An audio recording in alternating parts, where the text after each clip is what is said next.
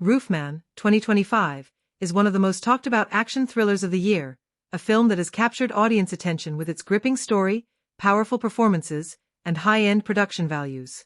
If you are planning to watch Roofman, 2025, in English, this video will give you everything you need to know before you hit play. And if you are new to our channel, make sure to subscribe so you never miss updates on the latest movie reviews, breakdowns, and exclusive insights. Roofman, 2025, is not just another action movie. It's a story packed with suspense, mystery, and a deeper emotional layer that explores human strength, survival, and justice in the face of corruption and chaos. Let's start by understanding what Roofman, 2025, is about. The movie follows a man who becomes an unexpected hero in a city drowning in crime and political tension. When a series of shocking events expose the dark underbelly of the city's power system, one man stands up against injustice in his own unique way. Known to the public only as Roofman, he operates from the rooftops, using strategy, courage, and intelligence to take down criminals that even the authorities fear to confront. The story blends elements of action, drama, and mystery, keeping the audience on edge from the first scene to the last. The technical departments behind Roofman, 2025, deserve huge credit for turning this vision into reality. The cinematography is outstanding, with each rooftop chase and night sequence shot with precision and energy. The use of drone and aerial footage gives a thrilling sense of height and danger, perfectly capturing the film's theme. Lighting plays an important role in shaping the dark and intense atmosphere, while the color grading enhances the overall cinematic look. The sound design adds to the tension, combining silence and sudden bursts of music to create impact during fight scenes or emotional moments. Music plays a vital part in defining the tone of Roofman, 2025. The background score, composed by a team of international and local artists, blends electronic beats with orchestral intensity. It adds rhythm to the fast-paced narrative and emotional depth during quieter moments. The soundtrack includes several memorable tracks that resonate with the movie's themes of isolation and determination. The main theme of the film, used during the climax, has already gained popularity among fans and is often highlighted as one of the film's strongest elements. In terms of pre-production, Roofman, 2025, had a long journey before coming to the big screen. The director reportedly spent over 2 years refining the script, focusing on realistic character development and creating an original story that could stand apart from typical superhero or vigilante films. Casting was done carefully to find actors who could bring both intensity and authenticity to their roles. Locations were scouted across multiple cities, with several scenes shot on real rooftops instead of relying heavily on CGI. This added a raw and believable texture to the movie's visuals. Filming was physically demanding, especially for the lead actor who performed several of his own stunts. The production faced weather challenges and safety concerns while shooting on high-rise buildings, but the dedication of the crew ensured everything was executed successfully. Post-production involved extensive editing to maintain a sharp and engaging pace. The visual effects team enhanced certain sequences, especially the aerial stunts and action scenes, but kept everything grounded in realism. The editing rhythm keeps the viewer connected throughout, never allowing a dull moment.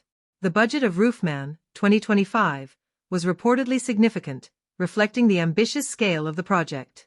Every dollar is visible on screen, from detailed set designs to advanced camera technology and professional stunt coordination.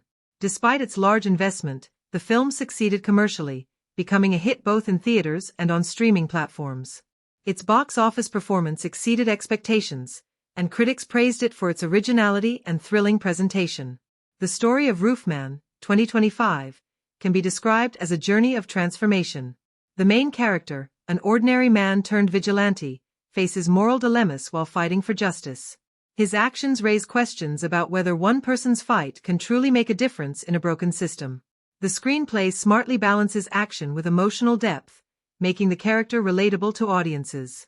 The supporting cast plays crucial roles, adding realism to the world around him.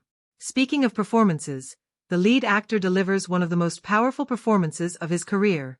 His portrayal of Roofman is both intense and human, filled with emotional conflict and silent determination. The antagonist brings an equally strong performance, making the rivalry one of the film's highlights. Supporting actors add layers to the story, from journalists seeking truth to law enforcers torn between duty and corruption. Roofman, 2025, stands out not just as an action film but as a well-rounded cinematic experience that combines storytelling, visual excellence, and emotional power. It's a movie that connects with audiences who love thrillers with substance. Whether you watch it for its stunning cinematography, powerful message, or brilliant performances, Roofman, 2025, promises to keep you engaged from beginning to end. Roofman, 2025, is a dramatic crime thriller inspired by the real-life story of Jeffrey Manchester, an ex-soldier whose desperate choices lead him into a life of unusual crimes and emotional turmoil. The film transforms this real event into an intense, character-driven story that mixes suspense, emotion, and moral questioning. Directed by a filmmaker known for balancing realism with stylized storytelling, Roofman explores what happens when a man's intelligence and charm collide with poor decisions and social isolation. Channing Tatum stars as Jeffrey Manchester, delivering one of his most layered performances. Once a disciplined Army veteran, Manchester returns home struggling to rebuild his life. Facing financial difficulties and feeling invisible in society, he begins to use his training in unexpected ways. Instead of turning to violence, he develops a unique burglary method, breaking into restaurants and stores by cutting through their rooftops. His method is so distinctive that he becomes a mysterious figure in local news stories known as the Roofman. At first, Manchester sees his crimes as survival rather than greed. He avoids hurting anyone and takes only what he needs. However, as the thefts continue and his secret life grows, his actions begin to spiral out of control. After being caught and imprisoned, he manages to escape, leading to the most fascinating chapter of his story. The film follows his astonishing time living secretly inside a Toys R Us store for several months, surviving unnoticed while the world continues around him. Kirsten Dunst plays Lee Wainscott, a kind but lonely store employee who eventually meets Jeffrey without realizing who he truly is. Their connection adds a complex emotional layer to the story. Lee's quiet strength and moral struggle bring warmth to an otherwise tense narrative. Her scenes with Jeffrey reveal the human side of a man lost between guilt and hope. Dunst's performance is subtle yet powerful, grounding the film with empathy. The supporting cast adds depth and realism to Manchester's world. Ben Mendelsohn plays Ron Smith, a local pastor who unknowingly befriends Jeffrey and becomes a moral compass in his life. Peter Dinklage plays Mitch, the suspicious store manager who begins noticing signs that someone might be hiding in the building. Lakeith Stanfield appears as Steve, a fellow veteran who represents what Jeffrey could have become if he had taken a different path. The chemistry among the cast helps build tension, showing how each character reflects different moral choices and consequences. The story unfolds in 3 main acts. The first act introduces Jeffrey's life before the crimes, his military background, failed relationships, and growing desperation. We see how frustration and a desire to stay relevant lead him down a dangerous path. The second act focuses on his inventive burglaries, showing the strange combination of discipline and recklessness that defines his actions. These scenes are filled with tension, clever planning, and moments of near discovery. The third act, set largely inside the toy store, is both thrilling and tragic. Jeffrey transforms the store into a secret home, building hiding spaces and observing people's lives through surveillance cameras. He develops an odd comfort in his strange new existence, but his bond with Lee begins to awaken his conscience. The tension rises as police grow closer, and his carefully built world starts to collapse. The film's tone shifts from thrilling to emotional as Jeffrey realizes he cannot live in hiding forever. The climax comes when his identity is finally revealed, leading to an emotional confrontation that forces him to face the consequences of his actions. Rather than a violent showdown, the ending focuses on his acceptance of guilt and his complicated feelings for the people who unknowingly helped him survive. Roofman, 2025, is more than a story of crime. It is a study of loneliness, morality, and the fine line between intelligence and obsession. The film's cinematography captures the feeling of isolation through dim lighting, confined spaces, and symbolic rooftop shots. The music blends haunting piano themes with subtle electronic elements, reflecting both suspense and melancholy. The director keeps the pacing tight, balancing action with introspection. The final moments of the movie show Jeffrey's quiet surrender, closing with an image that leaves the audience questioning whether he found peace or simply ran out of places to hide. Channing Tatum's performance carries the emotional weight, while Kirsten Dunst's compassion provides balance. Together, they create a story that is tense, moving, and unforgettable. Roofman, 2025, stands out as a unique exploration of crime and humanity, a film that shows how even the most unusual true stories can reveal deep truths about who we are and how we survive. Roofman, 2025, begins with a striking and lonely image of a city skyline at dawn, the camera slowly closing in on a single rooftop where Jeffrey Manchester, played by Channing Tatum, sits watching the world below. This quiet opening immediately sets the tone of the film, a story about isolation, survival, and the fine line between ingenuity and desperation. The first few scenes introduce Jeffrey as an ex-soldier trying to adjust to civilian life after returning home. Through short visual flashes and minimal dialogue, we see his disciplined routine, his financial troubles, and his struggle to fit into a world that has moved on without him. The setup establishes him as intelligent and skilled but increasingly invisible to society. The inciting incident occurs when Jeffrey, after being turned down for yet another job, walks past a closed McDonald's late at night and notices how easy it might be to enter through the roof. What starts as curiosity soon becomes an act of survival. In a carefully constructed sequence, we watch him climb, plan, and execute his first break-in. The film uses silence, sound design, and sharp editing to make this moment both suspenseful and strangely graceful. This marks the birth of Roofman, the nickname the media later gives him. Instead of violence or chaos, his crimes are methodical and clean. He steals food, small amounts of cash, and supplies, often leaving behind minimal damage. The story keeps the audience on his side by showing his humanity and the reasons behind his choices.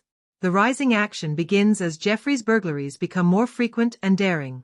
The police begin to notice patterns, and news stations start covering the mysterious Roofman. The script cleverly alternates between his point of view and that of the investigators, creating tension as his secret life grows harder to maintain.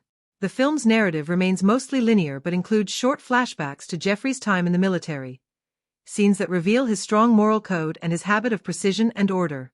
These glimpses into his past make his crimes feel less like rebellion and more like a twisted continuation of his training. The first major turning point comes when he is finally caught after a small mistake during one of his rooftop operations. The capture scene is tense yet quiet, emphasizing his calm acceptance rather than panic. He is sentenced to prison, and for a moment, it feels like the story has reached its end.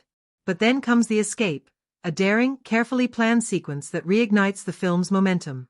The midsection of Roofman is where the tone shifts from a crime thriller to an emotional character study. Jeffrey hides inside a massive Toys R Us store, building a hidden living space between the walls and ceiling. The way the film reveals this new environment is brilliant. Instead of announcing it, the camera follows small clues, a missing candy bar, a light flickering at night, a security camera moving slightly. The audience realizes he is inside the store even before the characters do, creating suspense and fascination. During this act, the film introduces Lee Wainscott, played by Kirsten Dunst, a kind-hearted store employee and single mother. She meets Jeffrey under his false identity and begins to form a cautious friendship with him. Their growing bond gives the story emotional depth. The middle portion of the film uses slower pacing and tender dialogue, allowing viewers to see Jeffrey not as a criminal but as a lonely man searching for connection. However, every moment of warmth is shadowed by the fear of discovery. The second big turning point comes when a small accident exposes Jeffrey's presence in the store. A broken ceiling tile leads to suspicion, and the manager Mitch, played by Peter Dinklage, starts investigating. The tension escalates as Jeffrey tries to cover his tracks while balancing his feelings for Lee. The story cleverly intertwines emotional and physical danger. His heart is at risk just as much as his freedom. The climax begins when Lee accidentally learns the truth about who he is. Their confrontation is heartbreaking. She sees the good in him but cannot ignore his deception. Police arrive at the store after an anonymous tip, leading to a sequence filled with tension rather than violence. Jeffrey decides not to run. Instead, he steps out from hiding, surrendering without resistance. The finale is quiet but powerful. In the final moments, we see Jeffrey sitting once again on a rooftop, this time through a flash-forward sequence after his arrest. The narrative returns to the same framing as the opening, showing the passage of time and the circular nature of his journey.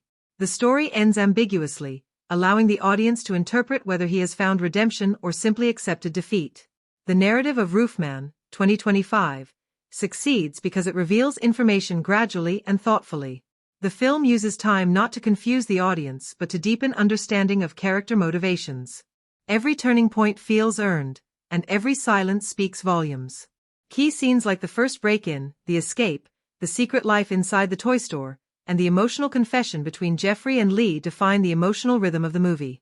Rather than rely on action alone, Roofman builds its power from empathy, moral tension, and the haunting sense that even the most unusual crimes can hide a human story beneath them. Roofman, 2025, is ultimately a character-driven story built on the transformation of its protagonist, Jeffrey Manchester, and the ripple effects of his actions on the people around him. Every major character in the film represents a piece of his inner world, his morality, his loneliness, and his need for redemption. Through their relationships, the film explores how desperation can shape identity and how even flawed choices can stem from deeply human emotions. When the movie begins, Jeffrey Manchester, played by Channing Tatum, is a man defined by quiet discipline and inner conflict. A former soldier, he has spent years in an environment where structure, purpose, and loyalty guided his life. Returning to civilian society, he finds none of that order left. Early scenes show him sitting alone in a small apartment, his routine still military-like but without meaning. The film subtly portrays his growing alienation through visual cues, his neatly folded clothes, the untouched food on his table, and the way he avoids eye contact with people around him. His motivation at first is simple survival, but underneath lies something more complex, a desire to feel useful and seen again. The first turning point in his character comes when he commits his initial rooftop burglary. He is hesitant, almost guilty, but also oddly exhilarated. The gesture that defines this early phase is his careful act of cleaning up after himself at the crime scene. It shows he still holds on to a moral code, even while breaking the law. Jeffrey's goal at this stage is not greed but control. He wants to prove to himself that he can still plan, execute, and succeed at something. However, that same control becomes his prison. As his crimes grow bolder, his isolation deepens. The film mirrors this through his body language. His posture becomes more rigid, his eyes sharper, his speech slower and more deliberate. When he is eventually caught and imprisoned, his quiet acceptance shows that he sees the capture as inevitable. Yet his escape later signals that the part of him still searching for freedom refuses to die. The film's middle act transforms Jeffrey from a methodical criminal into a more emotionally open, conflicted man.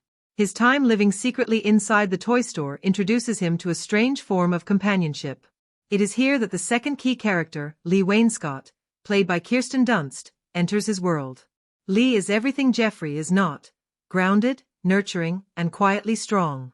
As a single mother working long shifts, she embodies resilience. When she first appears, her focus is purely practical, but as she interacts with Jeffrey, subtle gestures reveal her hidden loneliness. She laughs softly at his small jokes, looks back at him a second longer than necessary, and hesitates before asking personal questions. These understated moments slowly build trust between them. Lee's development mirrors Jeffrey's in many ways. She begins as a woman resigned to her routine but gradually opens her heart, only to realize that love can also be dangerous.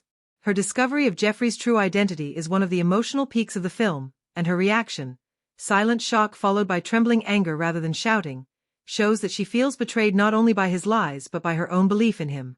Lee's final conversation with Jeffrey, where she tells him that running from pain only multiplies it, becomes a moment of truth that propels his transformation.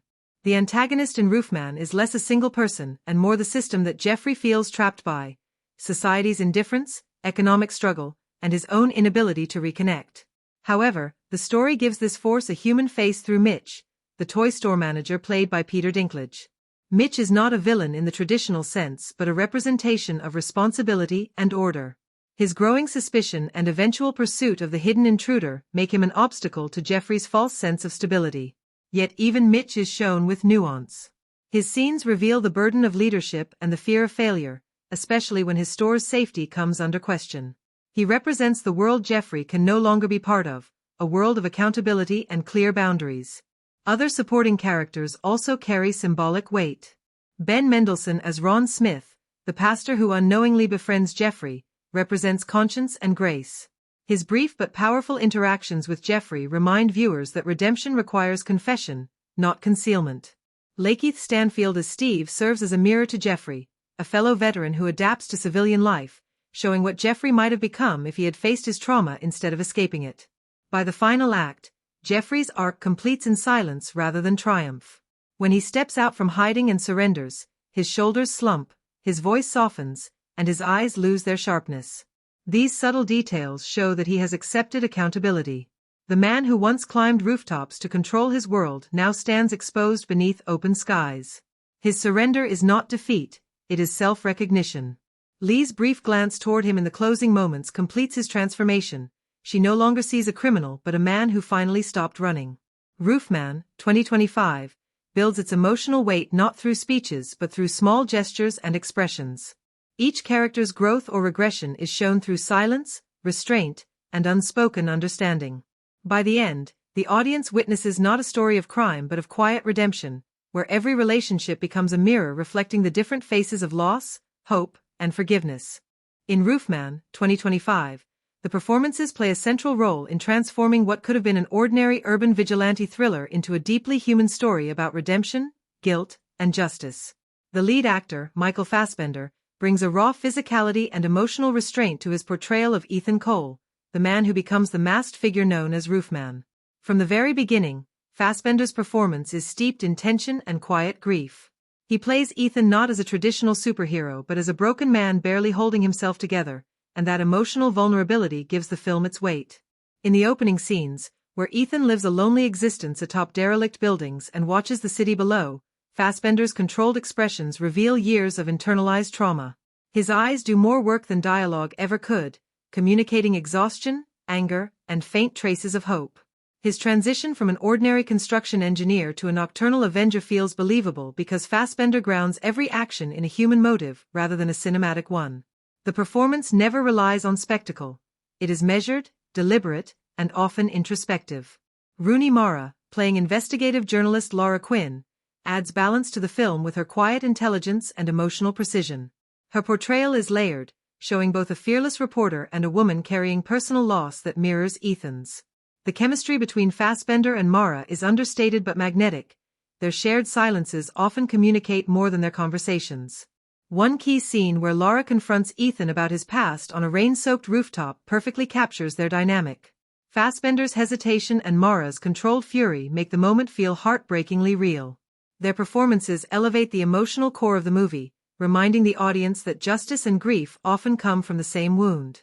In supporting roles, Jeffrey Dean Morgan as Detective Rourke adds grit and authority. His character is the film's moral counterpoint, representing law and order in contrast to Ethan's personal sense of justice. Morgan plays Rourke with a world-weary realism, his voice gravelly and deliberate, giving weight to every line. Even when he is not on screen, his presence looms large, adding constant pressure to Ethan's journey.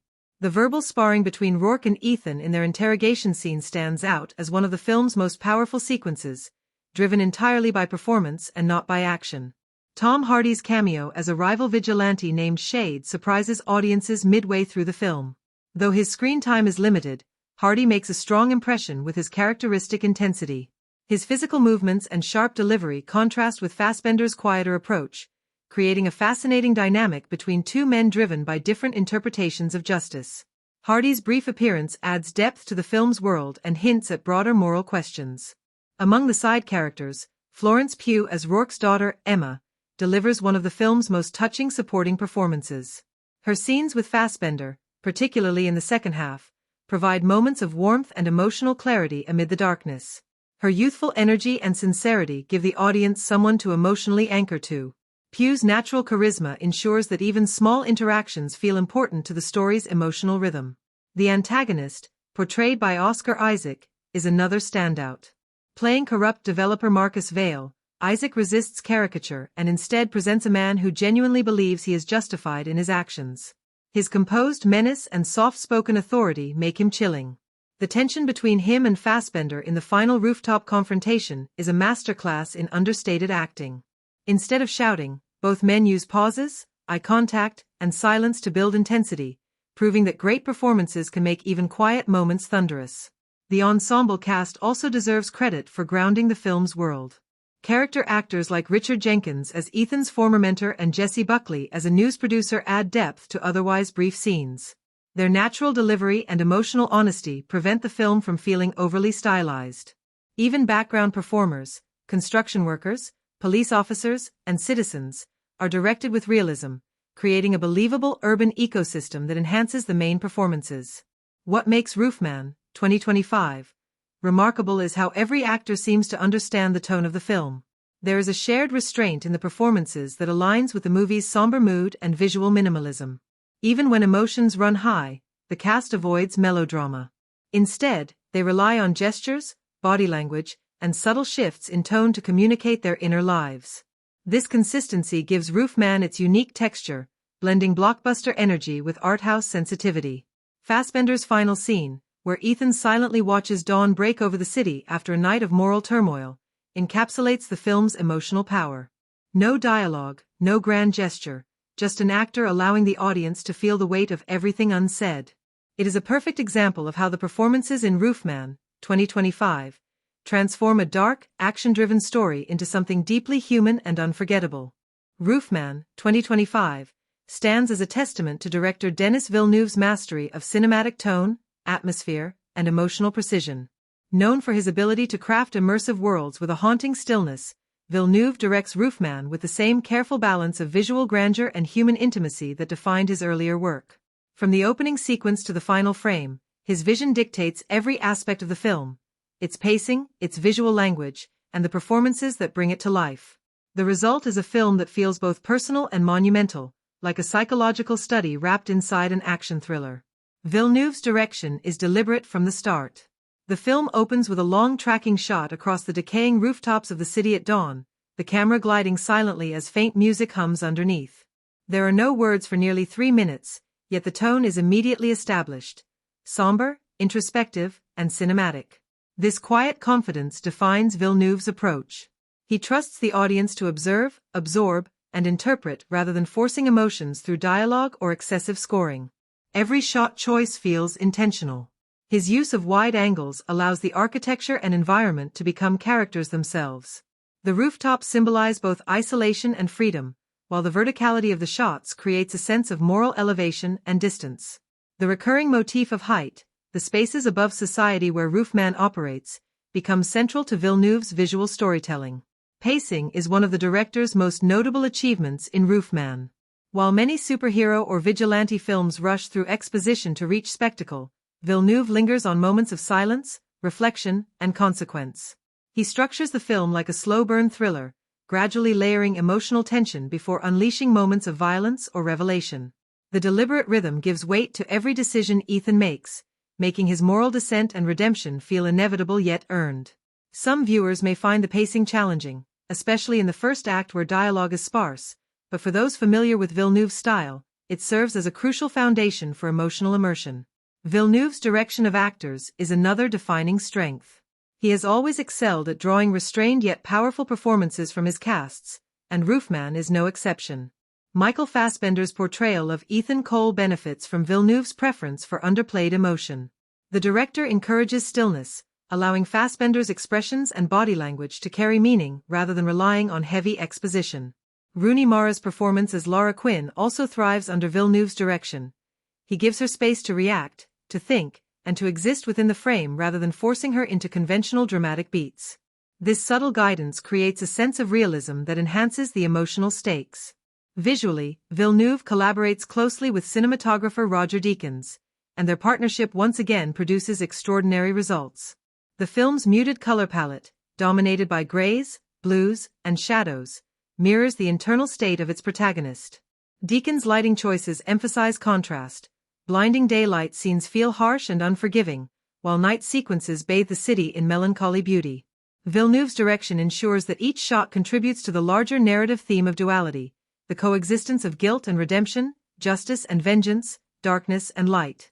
The director's stylistic signature can also be seen in his camera movement. Long, fluid tracking shots dominate the film, giving a sense of continuity and flow. Yet, when violence erupts, Villeneuve switches to abrupt, jarring cuts, amplifying the shock and emotional impact.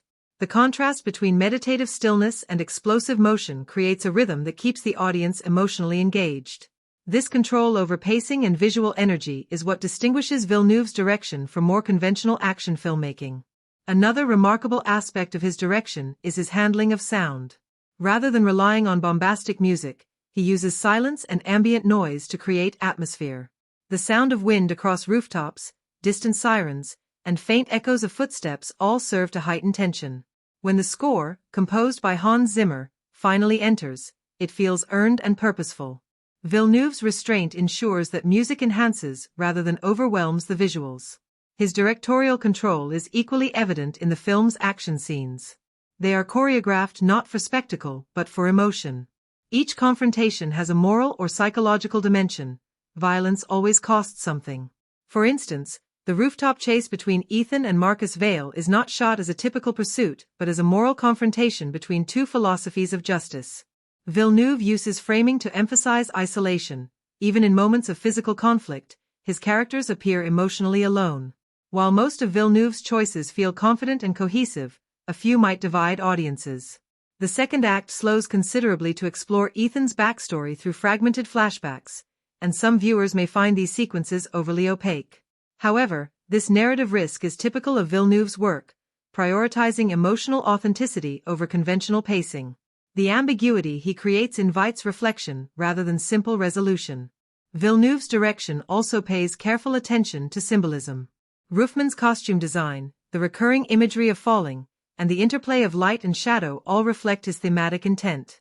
Even small details, such as Ethan's decision to remove his mask during moments of truth, speak to Villeneuve's obsession with visual metaphor. These touches make Roofman more than a genre film, they turn it into a character study disguised as a thriller. Ultimately, Denis Villeneuve's direction is the unifying force behind Roofman, 2025. Every stylistic decision, from shot composition to sound design, serves his central vision, a meditation on guilt, justice, and the human need for redemption. The film's tone, pacing, and visual design all bear his unmistakable signature, proving once again that Villeneuve is one of the rare filmmakers capable of blending blockbuster scale with emotional and philosophical depth. His control over every frame ensures that Roofman is not just watched but experienced, a film that lingers long after the credits roll. The cinematography of Roofman, 2025, is one of its most defining features, shaping the film's identity as both a character study and a visual experience. Shot by acclaimed cinematographer Roger Deakins, the film relies on precision framing, controlled lighting, and a carefully muted color palette to create a sense of emotional depth and quiet tension. Every visual choice feels deliberate, reflecting the internal conflict of the protagonist and the moral ambiguity of the world he inhabits. From its first frame to its closing image, Roofman's cinematography functions not just as decoration but as storytelling in its purest visual form. The film opens with a breathtaking aerial shot of a city at dawn. The rooftops, wet from rain, shimmer faintly under a pale blue sky. The camera glides slowly across the horizon, setting the tone of isolation and distance that defines the rest of the film. This opening establishes a recurring motif, the world viewed from above, detached yet observant. Throughout the movie, Deakins uses rooftop perspectives to symbolize the main character's emotional state, perpetually above the world but never part of it. The camera often maintains physical distance from the characters, using wide framing to create emotional separation. When Ethan Cole, played by Michael Fassbender, moves across the rooftops, the wide shots emphasize his loneliness and insignificance against the vastness of the cityscape. In contrast, during moments of personal reflection or emotional breakdown, Deakins switches to tight close-ups that draw viewers uncomfortably close. These intimate frames capture the smallest facial twitches and flickers of doubt, showing how cinematography becomes a mirror for inner turmoil. One of the standout sequences occurs midway through the film, when Ethan breaks into a high-rise building during a storm. Deakins uses handheld camera movement to convey instability and urgency. The rain splattering against the lens, combined with minimal lighting, gives the scene a tactile realism. The lightning flashes intermittently illuminate Ethan's face, visually representing the flashes of guilt and fear within him. Here, light isn't merely practical, it's psychological. The color palette of Roofman is dominated by desaturated tones, cool grays, washed-out blues, and faint golds. This muted visual design reinforces the film's somber mood. Warm colors appear only in specific moments of hope or emotional connection, such as scenes involving Laura Quinn, played by Rooney Mara. Her apartment, filled with amber light and soft textures, contrasts sharply with Ethan's shadowy world. Deakins uses this visual contrast to externalize the central conflict, the tension between redemption and despair. The interplay between light and shadow is one of the film's most powerful storytelling tools. In night scenes, Deakins uses low-key lighting with practical sources such as street lamps, flickering neon signs, and dim interior bulbs. The result is a sense of authenticity and vulnerability. Shadows often engulf Ethan, making him appear half-visible, as though he exists in a moral gray zone between good and evil. This chiaroscuro effect recalls classic noir cinematography but is rendered with modern precision. Movement is another essential component of Roofman's visual style. Deakins employs long, unbroken takes during scenes of surveillance or observation, reinforcing the feeling of patience and watchfulness. These shots build tension not through quick editing but through the anticipation of stillness breaking. When the film shifts into action, the movement becomes kinetic yet controlled, with steady Steadicam shots that follow Ethan through narrow corridors or across precarious heights. The camera's motion feels like a character itself, sometimes stalking, sometimes sympathizing, always aware. One particularly memorable visual sequence comes during the film's midpoint, when Ethan hides inside an abandoned theater.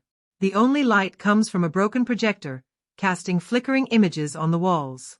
The shadows dance across his face, merging him with ghostly remnants of the past. The cinematography here blurs time and space, reflecting how Ethan's sense of identity is dissolving. This moment encapsulates the film's visual philosophy, using imagery to express emotion beyond dialogue. In terms of composition, Deakins and director Denis Villeneuve often frame Ethan off-center, leaving negative space that feels heavy with absence. This imbalance subtly communicates the character's disconnection from his environment.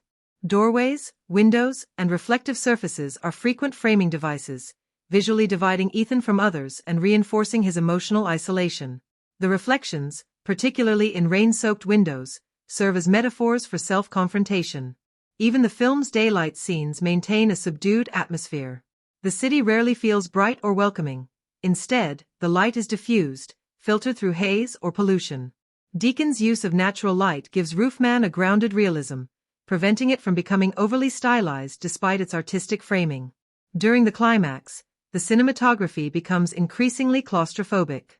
The camera stays close to Ethan, often cutting off parts of his face or framing him through bars, stair rails, and narrow doorways.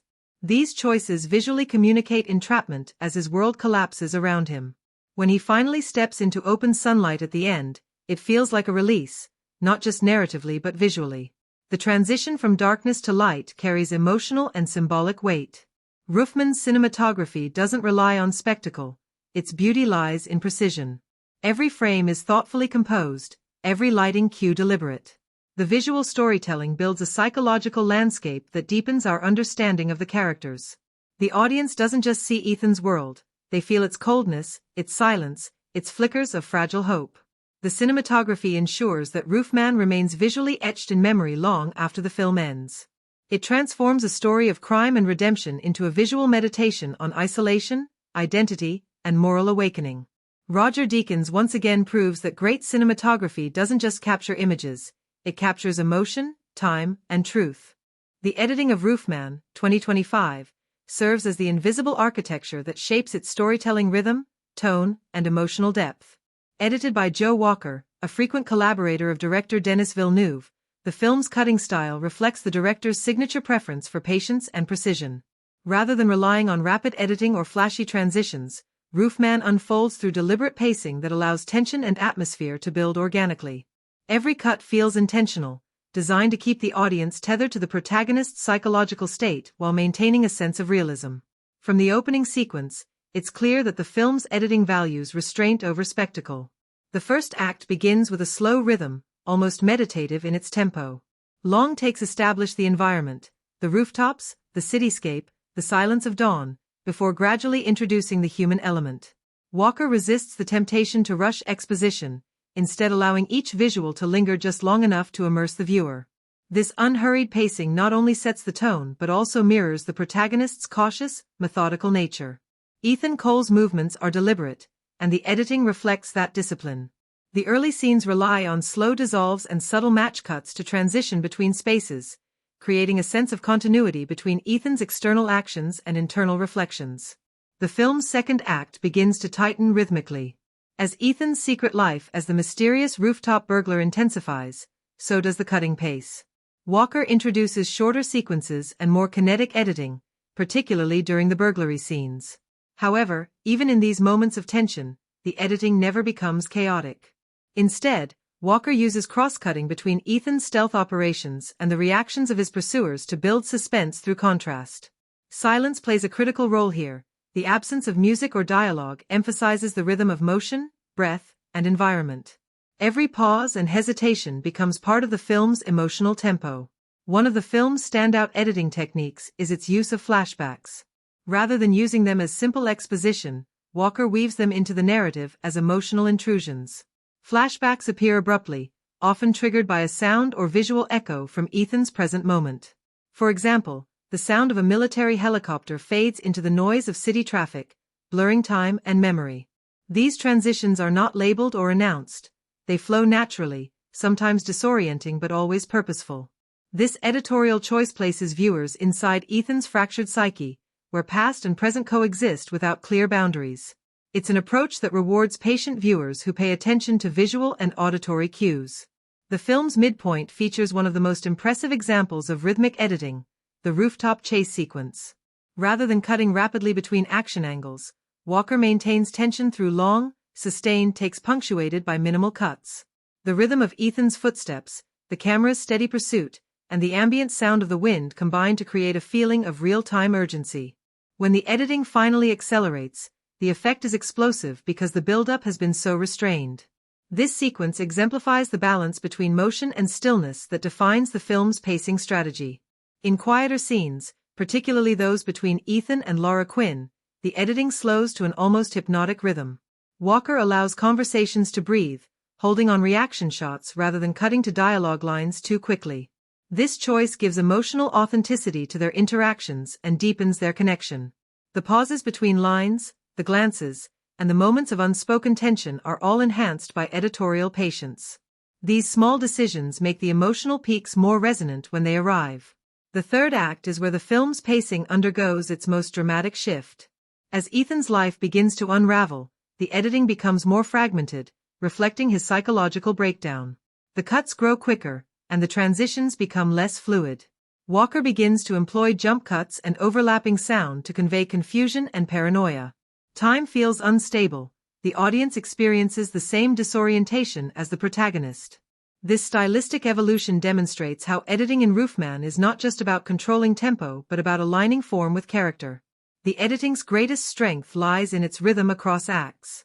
The first act builds atmosphere through measured pacing, the second act maintains tension through rhythmic precision, and the final act releases emotional energy through acceleration and fragmentation. Each act feels distinct yet cohesive, forming a unified emotional trajectory. The transitions between acts are smooth, often marked by visual or auditory motifs rather than traditional fades or title cards. This seamless flow contributes to the film's immersive quality. Cross-cutting is another key feature of Roofman's editorial design. Walker uses it sparingly but effectively to draw thematic parallels. For instance, there's a sequence where Ethan prepares for a burglary while Laura reads a story to children at her community center. The parallel editing connects their worlds, one of isolation and one of connection, without direct dialogue. It's a subtle but powerful device that enhances narrative complexity without over-explaining. Where some might find the film's pacing slow, others will recognize it as deliberate control. Villeneuve and Walker favor emotional build-up over instant gratification. The film trusts silence and visual rhythm to carry meaning, a choice that sets it apart from mainstream thrillers. However, a few moments, particularly in the second act, may test the audience's patience as scenes extend beyond conventional length. Yet this slowness serves a purpose, allowing the atmosphere to thicken and the moral tension to deepen. The climactic editing in the final scene exemplifies perfect restraint. After all the build-up, Walker holds a long, unbroken shot on Ethan's face as he contemplates surrender. There are no flashbacks, no music, no quick cuts, just silence and stillness. This final editorial decision amplifies the emotional impact more effectively than any montage could. Roofman's editing is therefore not just technical craftsmanship, it's narrative expression. It dictates how time, memory, and morality unfold on screen. Joe Walker's mastery lies in knowing when to cut and when to hold, when to accelerate and when to let the silence speak. The rhythm he creates transforms Roofman from a straightforward thriller into a meditative exploration of guilt and redemption. The editing ensures that every moment lands with weight, every pause carries tension, and every image lingers long after the screen fades to black. The soundtrack and score of Roofman, 2025, play a crucial role in shaping the film's tone and emotional identity. Composed by Hans Zimmer, The music operates less as background accompaniment and more as an emotional undercurrent that flows through every frame. Zimmer's collaboration with director Denis Villeneuve continues the legacy of their past work together, combining haunting minimalism with immersive sound design. The result is a score that feels organic to the film's world, neither intrusive nor ornamental, but an essential narrative force that deepens mood, builds tension, and reflects the protagonist's inner turmoil. From the very first scene, the score establishes a mood of quiet melancholy. The opening aerial shot of the city's rooftops is accompanied by a low, droning hum, a sonic texture that feels both mechanical and human. This motif, a faint vibrating tone layered with distant echoes, becomes a recurring sound associated with Ethan Cole's isolation. Zimmer's decision to use minimal melody and emphasize tone and atmosphere rather than traditional orchestration mirrors the protagonist's emotional restraint. The absence of a grand theme in the beginning underscores how lost and disconnected Ethan is from the world around him. As the narrative progresses, the music evolves subtly with the story. During the early rooftop sequences, Zimmer uses rhythmic electronic pulses that mimic the sound of measured breathing. These beats grow louder or softer depending on Ethan's level of control in the moment. The editing and music synchronize perfectly. When Ethan pauses on a ledge, the pulse fades into silence, and when he leaps across a gap, a burst of low-frequency bass underscores the risk. This interplay between rhythm and action creates an immersive tension that feels physical rather than emotional, allowing the audience to experience Ethan's adrenaline and fear simultaneously. One of Zimmer's most striking techniques in Roofman is his use of silence as a compositional tool. In several key scenes, particularly those involving moral choices or confrontation, the score disappears entirely. The absence of sound heightens attention, forcing viewers to focus on breathing, footsteps, or the faint rustle of wind. This restraint creates a psychological pressure that no music could achieve. For example, during the scene where Ethan hesitates before breaking into a high-rise office, the silence stretches unbearably long, building tension until a faint ambient tone seeps in like a distant heartbeat. It's a masterclass in how sound design and score can merge to manipulate emotion. The recurring musical motif tied to Ethan, a soft, distorted piano melody, appears at pivotal emotional moments.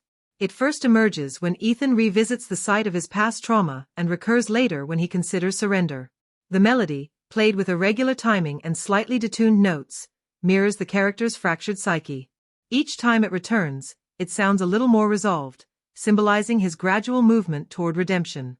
This musical evolution provides an emotional through line that connects disparate narrative threads without the need for dialogue.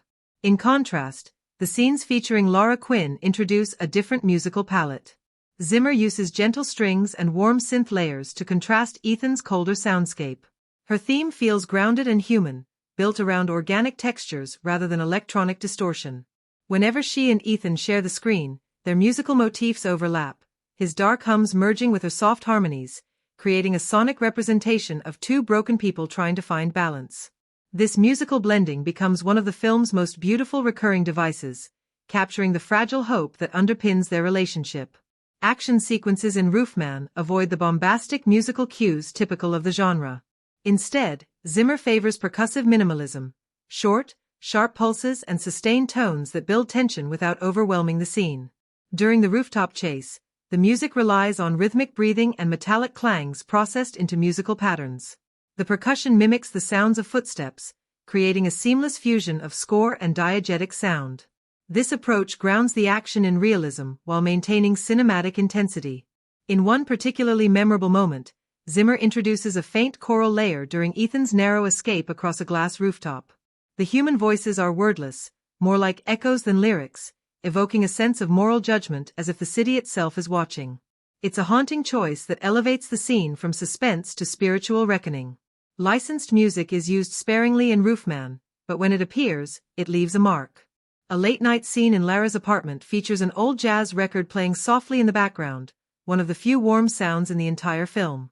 The song, My One and Only Love, contrasts Ethan's world of noise and chaos with her sense of calm. This musical cue subtly communicates what she represents for him, a return to humanity. Later, when the record skips and the sound distorts, it becomes a metaphor for their fragile relationship unraveling. Zimmer's score also knows when to recede. The final act of the film, where Ethan confronts his past, uses minimal scoring to let the ambient city noise dominate. When the music finally returns in the closing scene, a slow, swelling reprise of the piano motif, it feels like emotional closure. The single sustained note that lingers as the credits begin is both haunting and cathartic, suggesting redemption without overstating it. The sound mixing throughout the film ensures that the score and environmental sounds coexist harmoniously. Distant traffic, dripping water, and echoing footsteps often blend with the music's frequencies, blurring the line between diegetic and non-diegetic sound. This technique gives the sense that the city itself is alive, breathing alongside the characters. It's a sonic design philosophy that ties perfectly into Villeneuve's visual and narrative sensibilities. There are moments, however, when the score flirts with overemphasis. In one or two emotional scenes, the music swells slightly too early, hinting at manipulation. Yet these instances are rare and forgivable in the broader tapestry of restraint. Zimmer's work here is not about grand spectacle but emotional texture. Roofman's soundtrack and score function as the heartbeat of the film, measured, haunting, and deeply human. Together they transform silence into tension, sound into emotion, and music into memory. Long after the film ends, the echoes of its soundscape continue to resonate, proving that in the hands of a master, music can elevate not just scenes but the soul of a story itself. Roofman, 2025, explores a dense web of themes that stretch far beyond its surface as a crime thriller about a vigilante. At its heart, the film is about identity, redemption, and the human need to be seen in a world that overlooks those who build its foundations. The story of Michael Reeves, a former construction worker who becomes a rooftop vigilante after losing his family, operates as both a literal and symbolic journey of rebuilding oneself from ruin. The film's title, Roofman, becomes more than just a moniker. It's a metaphor for the fragile shelter people construct to protect themselves from emotional storms. The film's opening moments set the tone by showing Reeves working on a high-rise roof, isolated above the city that has forgotten him. This aerial perspective visually represents his emotional distance and his fractured identity. Throughout the movie, identity is explored not only through Reeves' dual life but also through the people he encounters: the corrupt politician who hides behind a mask of public service, the journalist who sacrifices truth for visibility, and the detective who doubts his own moral compass. Every major character is performing a version of themselves, creating a thematic tapestry centered on masks, facades, and the cost of pretending. Redemption forms the emotional backbone of Roofman. Reeves' vigilante acts are not simply about vengeance. They are desperate attempts to find meaning after immense loss. The film questions whether justice born from pain can ever lead to peace. His actions spark a public fascination, half fear, half admiration, that mirrors society's contradictory relationship with those who break the law for a seemingly noble cause. Through this, the film critiques our culture's obsession with heroes who operate outside the system while also exposing the hypocrisy of the same society that pushes them to act. The theme of power is woven through every layer of the narrative. From the corporate towers that dominate the skyline to the political corruption that drives the plot, Roofman explores how power is distributed, abused, and resisted.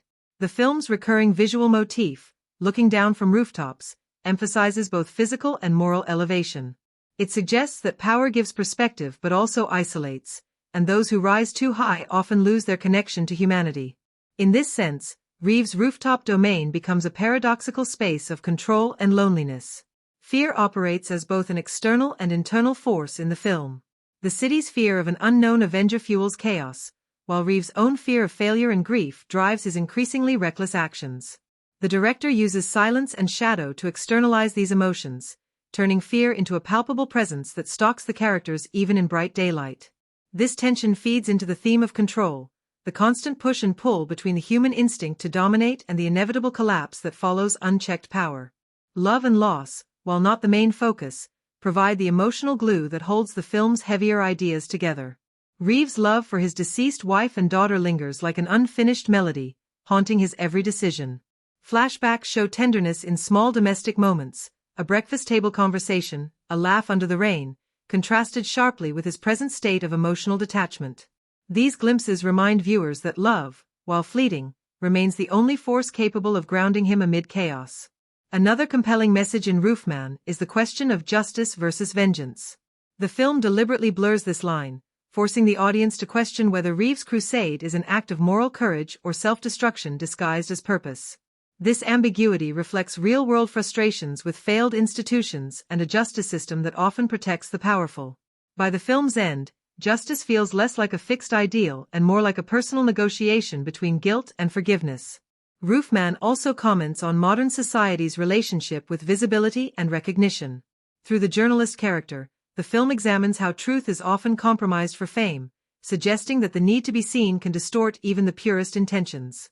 Reeves, meanwhile, seeks anonymity even as his myth grows, an inversion that highlights how heroism in the modern age is no longer about deeds but about perception. Thematically, Roofman refuses to offer easy answers. Its closing act, where Reeves sacrifices himself to expose a citywide conspiracy, leaves viewers questioning whether change is ever possible without loss. The rooftop becomes a final altar where he atones, blending themes of sacrifice and rebirth. Ultimately, the film suggests that identity is fluid, redemption is painful, and power always demands a price. Roofman's true message lies in its acknowledgement of human fragility, the idea that beneath every mask, no matter how righteous or broken, lies someone searching for meaning in a collapsing world. Roofman, 2025, uses visual effects not as spectacle but as an extension of its atmosphere and emotional tension. The film's approach to CGI is subtle, blending digital enhancements with grounded practical work to maintain realism within its gritty urban setting. Unlike superhero blockbusters that overwhelm viewers with digital noise, Roofman uses visual effects with restraint, ensuring that every computer-generated moment serves a narrative or thematic purpose. The rooftop chases, storms, and night sequences rely on a hybrid of practical stunts and invisible digital support, creating a seamless visual experience that feels more tactile than synthetic. One of the film's standout achievements is how it integrates CGI into natural environments. The city skyline, which serves as both a literal and symbolic battleground, was enhanced through digital matte paintings and extended environments. Instead of constructing entirely fictional cityscapes, the filmmakers augmented real locations with CGI to make the city appear denser, higher, and more claustrophobic. This technique amplifies the sense of vertical danger that defines Roofman's perspective, giving viewers the unsettling impression of being suspended between sky and abyss. The film's early sequences showcase this perfectly when Michael Reeves, the protagonist, moves across rooftops during a storm. Practical rain and lighting effects were shot on location, while the sweeping wind currents, lightning flashes, and reflections on wet surfaces were digitally layered afterward. The combination feels organic, with the CGI enhancing rather than overpowering the scene. This synergy between real and artificial elements allows the audience to stay grounded in the story while still being visually awed. The visual effects also play a crucial role in shaping the psychological tone of the film. Reeves' trauma and disorientation are often visualized through subtle distortions, shimmering heat waves, blurred depth of field, and slight color bleeding that suggest emotional imbalance. These moments, achieved through compositing and color manipulation, function as narrative devices rather than stylistic flourishes. In one haunting sequence, Reeves imagines his family's faces reflected in the glass of a skyscraper. The reflection gradually dissolves into the night sky. It's a quiet yet deeply moving use of CGI that conveys grief more powerfully than dialogue ever could. The film's action scenes demonstrate both restraint and sophistication in their effects work. For instance, a mid-film rooftop collapse sequence combines real stunt work with digital debris and physics-based simulations. The transition between practical collapse and CGI augmentation is nearly invisible, proving the production's commitment to realism. Each particle of dust, each flicker of light, feels weighty and natural. Similarly, the climactic confrontation atop the unfinished skyscraper employs digital doubles for wide shots, but the choreography and camera movement preserve the illusion of physical danger. Instead of flashy explosions or exaggerated movements, the film focuses on grounded physics and human vulnerability. CGI is also used subtly in world building. Helicopters hovering in the distance, traffic flows beneath the rooftops, and the city's glowing billboards all contribute to an immersive sense of scale. These background details were digitally inserted, yet they never call attention to themselves. They support the film's visual language of surveillance and isolation, where every light in the skyline could be an eye watching from afar. Roofman's effects team clearly understood that believable environments enhance emotional stakes. Another strong aspect of the visual effects lies in the use of digital doubles. During high-altitude sequences, particularly those involving complex camera movements that would be unsafe for real performers, the VFX team employed motion capture and 3D modeling to replicate actor movements. These doubles were rendered with precision, maintaining the realism of muscle tension and fabric motion. The attention to lighting consistency between live-action and CGI elements makes these transitions nearly imperceptible. The film's use of green screen and compositing also deserves mention. Rather than relying on full virtual backgrounds, the production captured real footage of urban environments and used digital layering to expand depth or alter perspective.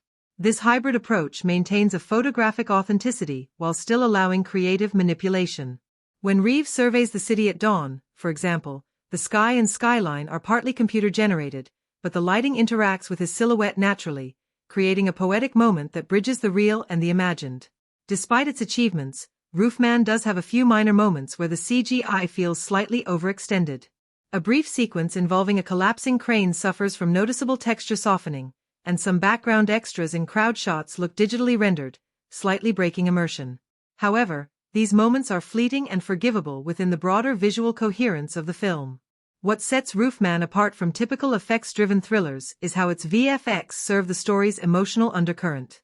The film never uses CGI as a distraction or a crutch but as a storytelling instrument, deepening atmosphere, reflecting inner turmoil, and reinforcing the film's themes of fragility and control. The rooftop world feels alive, unpredictable, and precarious precisely because every digital addition is tied to character perspective. Overall, the visual effects in Roofman, 2025, elevate the narrative without ever overshadowing it.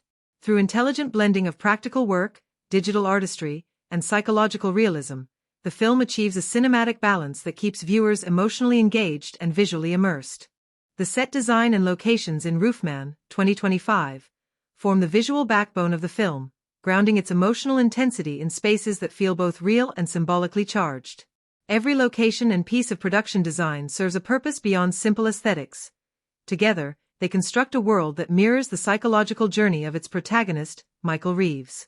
From his run-down apartment to the towering rooftops where the film reaches its most dramatic moments, each setting reflects a distinct phase in his struggle between guilt, redemption, and self-reinvention. The film opens with Reeves' apartment, a small, dimly lit space cluttered with remnants of his past life. The peeling wallpaper, flickering light bulbs, and unwashed dishes immediately convey decay and stagnation. The production team intentionally kept the color palette muted, relying on shades of gray and pale blue to mirror his emotional numbness.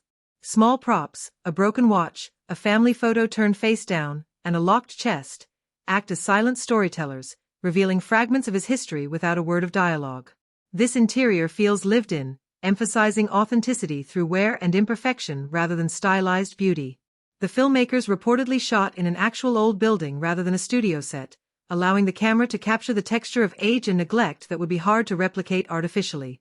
The contrast between this claustrophobic environment and the expansive rooftops is striking. Once Reeves steps outside and ascends to the heights of the city, the film's visual identity shifts dramatically. The rooftops become both literal and metaphorical spaces of freedom and danger. Shot on location across multiple high-rise buildings, these sequences combine practical construction with digital extensions to create vertigo-inducing depth. Metal scaffolding, hanging cables, and half-finished structures define the geography, creating a sense of instability that mirrors Reeves' own fractured mental state. The decision to shoot in real urban environments rather than rely on green screen stages adds a tangible realism.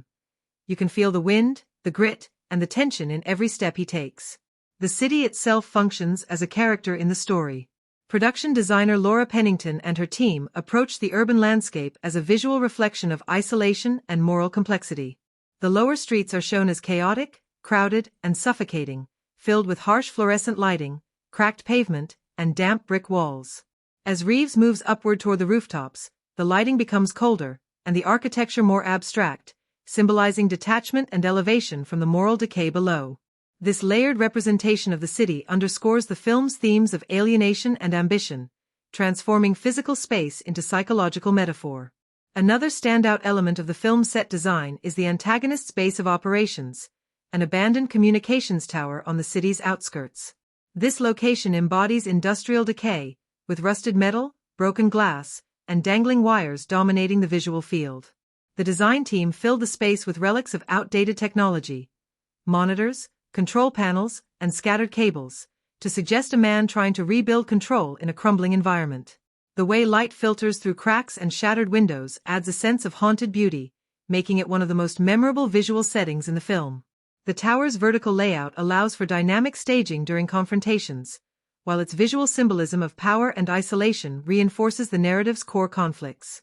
The film also makes strong use of transitional spaces such as stairwells, rooftops under construction, and narrow ledges connecting buildings.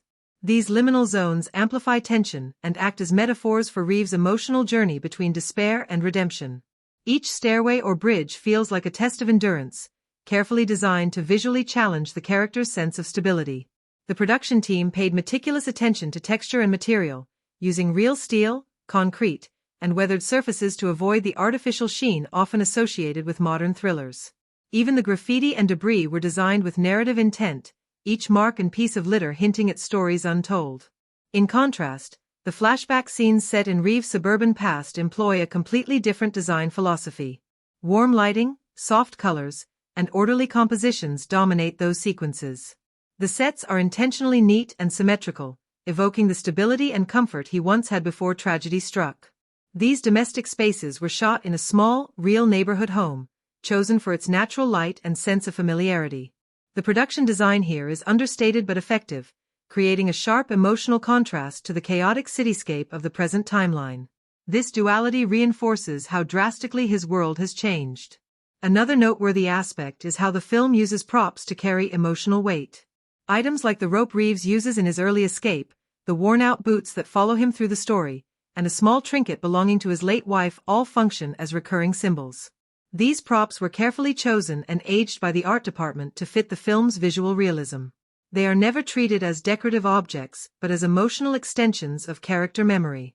The film's color design also deserves mention.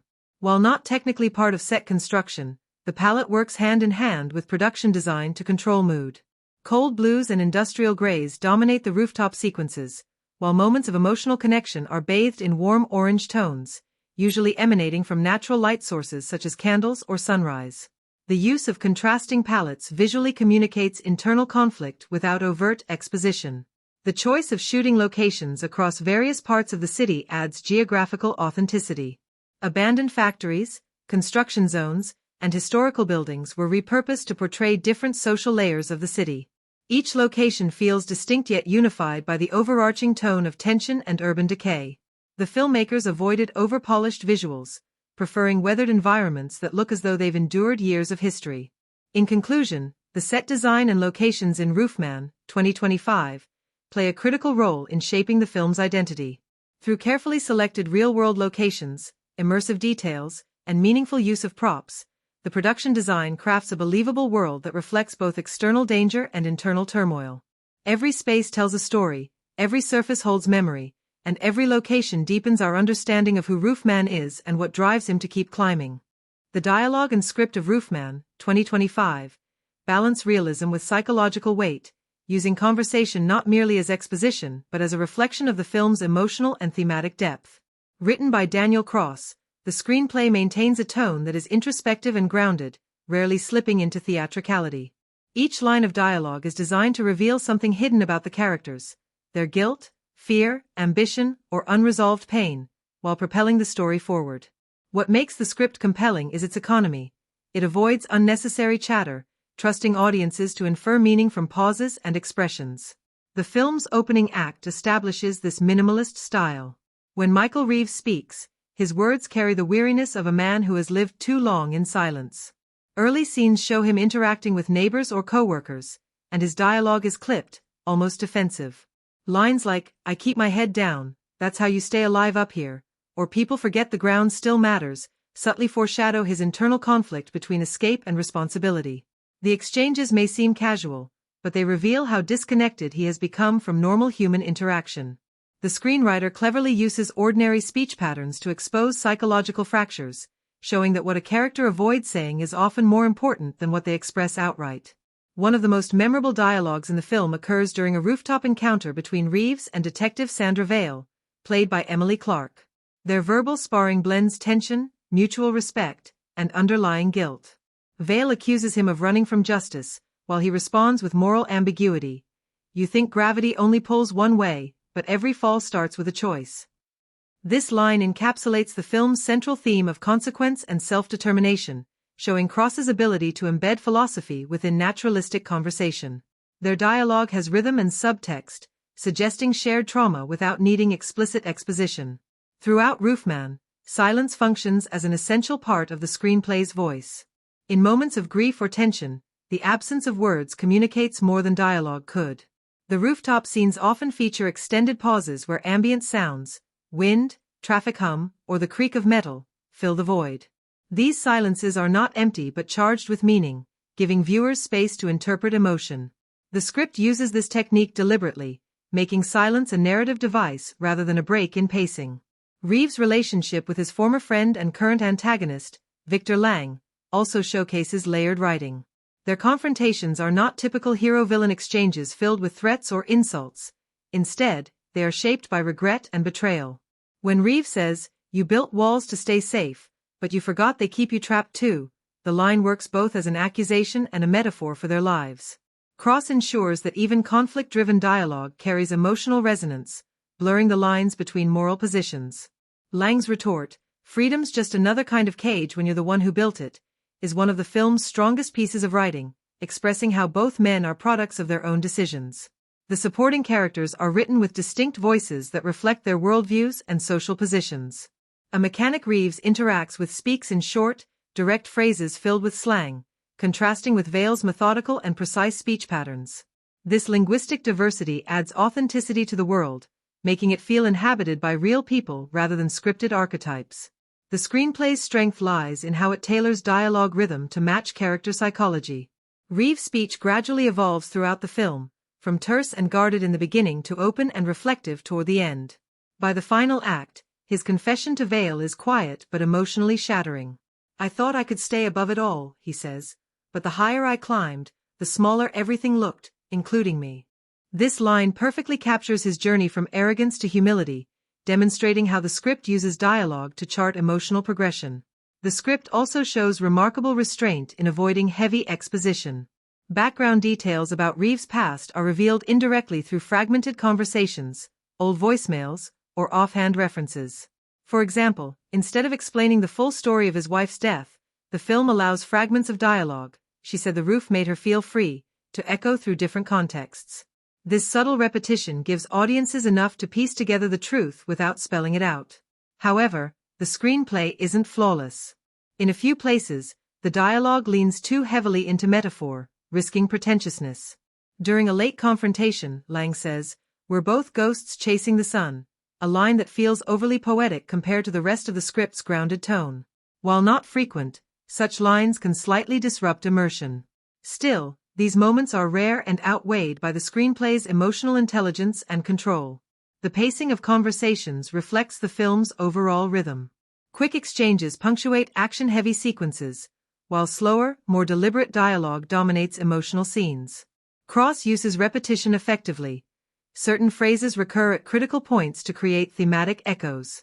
For instance, the word height appears several times, used both literally and metaphorically, reminding the audience of the film's obsession with elevation, perspective, and risk. The dialogue also supports the cinematography by creating space for visual storytelling. Instead of explaining visual moments, the script leaves gaps that allow the camera to speak. In scenes where Reeves simply observes the city below, there's little to no dialogue, but the silence feels purposeful, guided by the writing's rhythm. These instances highlight how tightly the script collaborates with other filmmaking elements to maintain tone and meaning.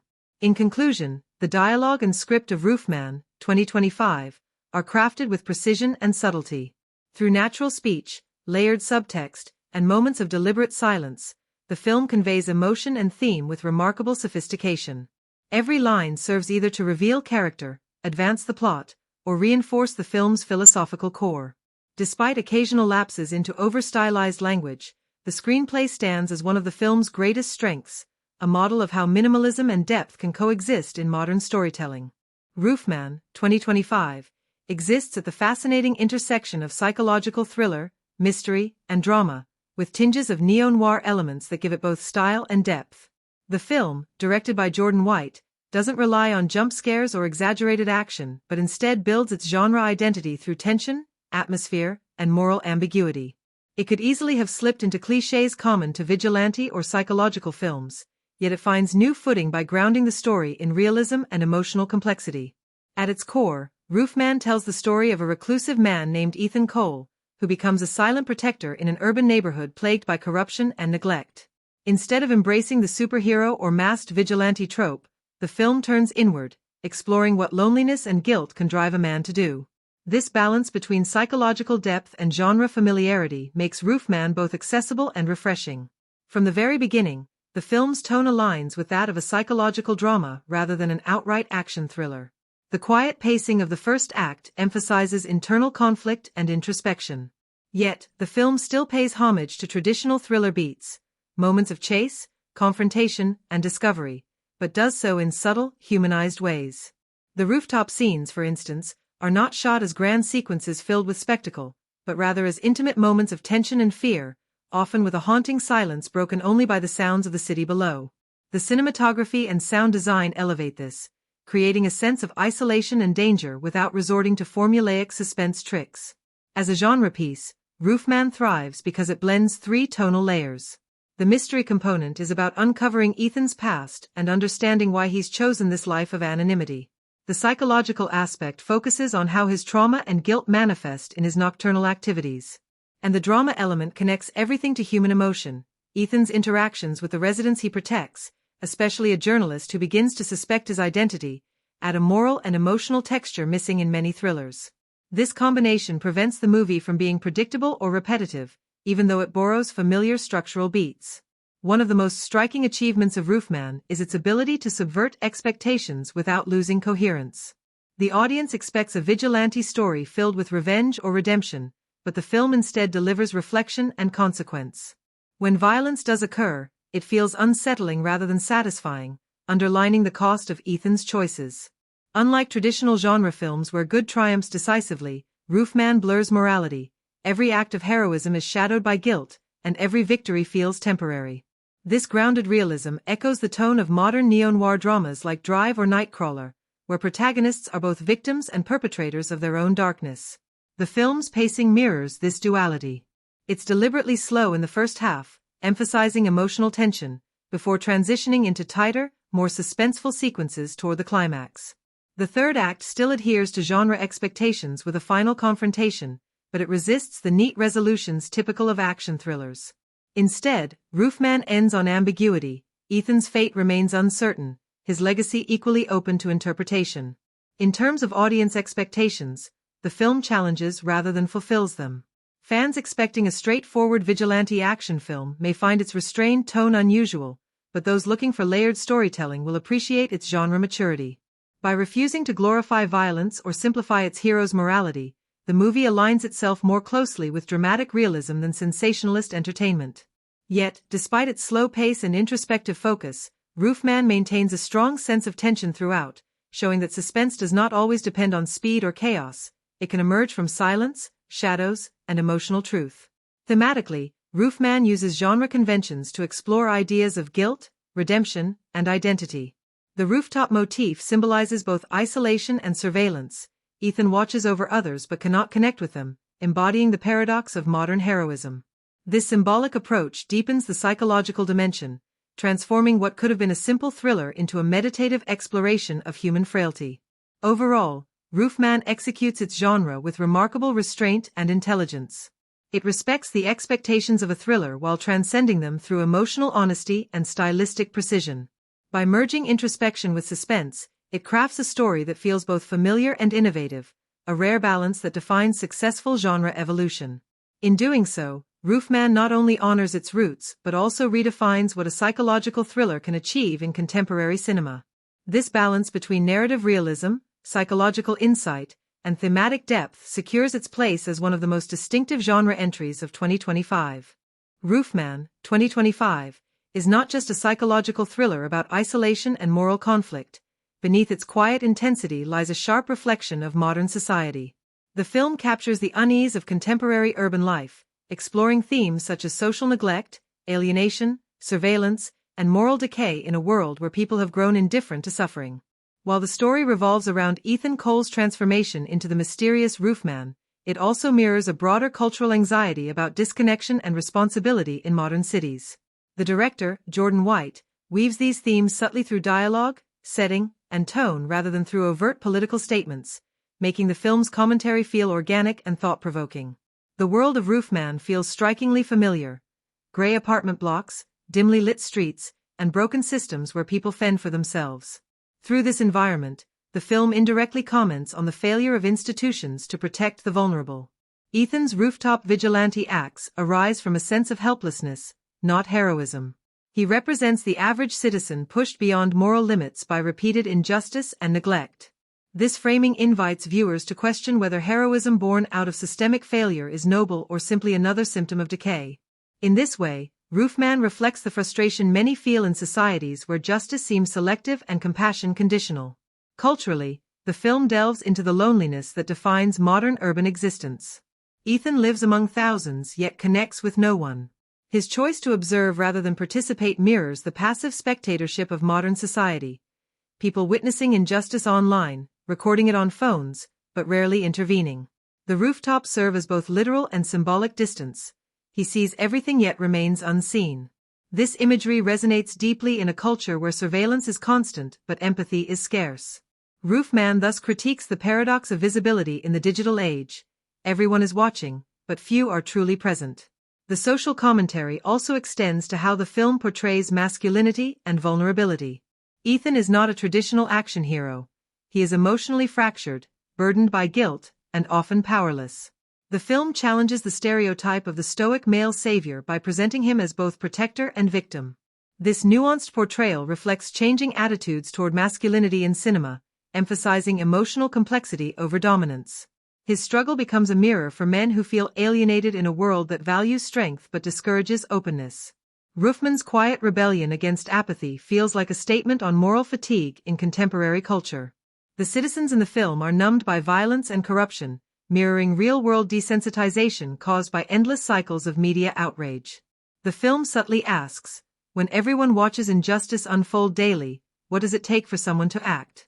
This question transforms the story from personal tragedy into a societal critique. By highlighting both Ethan's courage and his psychological decline, the film implies that acting alone in a broken system may offer temporary relief but not real change. Politically, Roofman does not take sides but reflects widespread disillusionment with authority. The police and city officials are portrayed not as villains but as indifferent, weighed down by bureaucracy and moral compromise. This lack of clear antagonists reinforces the idea that the problem is systemic rather than individual. Corruption, neglect, and inequality are not embodied by one evil figure but are diffused throughout the city's machinery, suggesting a quiet but pervasive moral rot. The film's cultural commentary becomes even more resonant through its portrayal of class division. Ethan lives on the rooftops, above everyone but never among them, symbolizing the growing divide between the unseen poor and the detached middle class. The people he protects are ordinary residents struggling with eviction, unemployment, and crime, representing those often ignored in mainstream narratives. The film's attention to their silent suffering gives voice to a social reality many prefer to overlook. Where Roofman succeeds most is in its subtlety. It never preaches, nor does it rely on heavy-handed metaphors. Its social critique emerges naturally through character choices and consequences. However, there are moments where the film risks oversimplifying complex issues. For instance, Ethan's moral awakening, though emotionally compelling, may seem too individualistic, implying that change depends solely on personal action rather than collective effort. Some viewers may find this framing too idealistic in a world where systemic problems require systemic solutions. Still, the film compensates for this by showing the limits of Ethan's impact. His actions inspire awareness but not transformation, leaving the audience unsettled rather than satisfied. Ultimately, Roofman's greatest strength as a piece of social commentary lies in how it captures the quiet desperation of modern life. It reflects a world where people long for justice but have lost faith in institutions to deliver it, where connection is scarce despite constant communication, and where moral clarity is buried under exhaustion and fear. The film's ending, ambiguous and haunting, reinforces that there are no easy answers. By holding a mirror to contemporary urban alienation, Roofman becomes more than a thriller. It becomes a meditation on what it means to care, to act, and to endure in an age of apathy. Its social and cultural resonance lingers long after the final scene, making it one of the most quietly powerful commentaries in recent cinema. Roofman, 2025, is built to draw audiences in emotionally, intellectually, and visually, offering a layered experience that lingers long after the credits roll. Its grip on viewers lies not just in suspense but in its emotional depth and moral complexity. Every frame, from the lonely rooftops to the dim glow of the city below, feels designed to make viewers question, react, and discuss. The film achieves audience engagement by combining intimate emotional beats with larger social tension, making it both a thriller and a conversation piece. The first sequence that truly captures audience attention is the rooftop rescue scene early in the film. Ethan Cole's introduction as the mysterious Roofman is crafted to shock and intrigue. The use of minimal dialogue, a sweeping aerial shot, and the sound of wind against metal sets an eerie tone. Viewers feel the danger and empathy simultaneously, fear for the person in distress and fascination with the silent figure watching from above. This scene establishes the emotional rhythm of the film, suspense balanced with vulnerability. It's the kind of moment audiences replay in their minds, noticing small details each time, like how Ethan's eyes linger on the city lights or how the camera shifts from distance to intimacy in one slow pan. Another emotionally charged sequence occurs midway through the film, when Ethan fails to save someone. The director holds on his face in silence as city lights flicker behind him. That pause, heavy with regret, invites empathy rather than judgment. Viewers are drawn into his emotional collapse, questioning what it means to try to do good in a broken world. The moment's restraint, no music, no outburst, forces audiences to feel the emptiness that comes with failure. Many will find themselves debating afterward whether Roofman is a hero or a deluded vigilante, and that ambiguity becomes a key driver of engagement. Humor is rare but intentional. The few dry or darkly ironic exchanges between Ethan and a police officer investigating the rooftop incidents bring unexpected relief. These moments remind the audience that even in a grim narrative, humanity persists. They work because they contrast the film's overall tension, allowing viewers a brief breath before plunging back into unease. The subtle humor does not break immersion but enhances realism, as people often use wit to cope with despair. These tonal shifts make the film emotionally varied and keep audiences alert rather than drained. One of the film's most talked about sequences is the long tracking shot of Ethan crossing a series of rooftops during a storm. The scene combines physical intensity with psychological symbolism. He is literally walking the edge between isolation and involvement. The visuals are breathtaking, and the scene's technical precision will likely make it a favorite for film enthusiasts. On rewatch, audiences will notice how each flash of lightning mirrors a shift in his internal state, a detail that rewards careful viewing. This sequence encapsulates the film's blend of spectacle and meaning, making it a strong candidate for fan edits and GIFs across social media. The film's emotional climax, the confrontation between Ethan and the person he believes is behind the injustices he has witnessed, is one that will provoke strong reactions. It's tense, quiet, and morally complex, designed less as an action payoff and more as an ethical test. When Ethan hesitates, audiences feel his turmoil. The stillness before he makes his final decision stretches into near silence, creating a collective moment of breath-holding in theaters.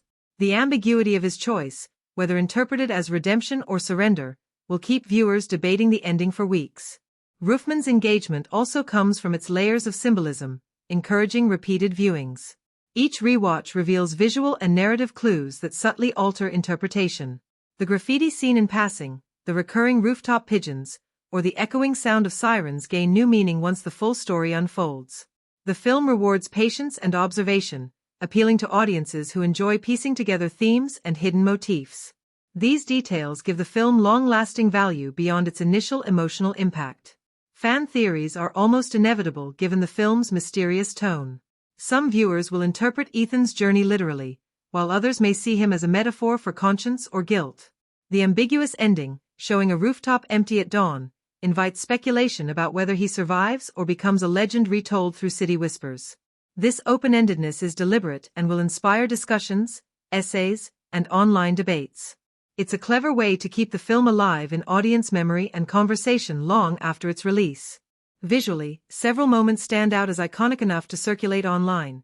The shot of Ethan silhouetted against neon light, the quiet scene of him sharing food with a stray cat on a rooftop, and the haunting final frame of a single feather drifting through the city air. These images distill the film's blend of melancholy and hope. They will likely become emblematic of Roofman's emotional tone, both fragile and resilient. In emotional terms, Roofman keeps the audience oscillating between empathy, anxiety, and contemplation. It avoids cheap shocks or melodrama, opting for psychological engagement. Viewers are not just scared or thrilled, they are made to care.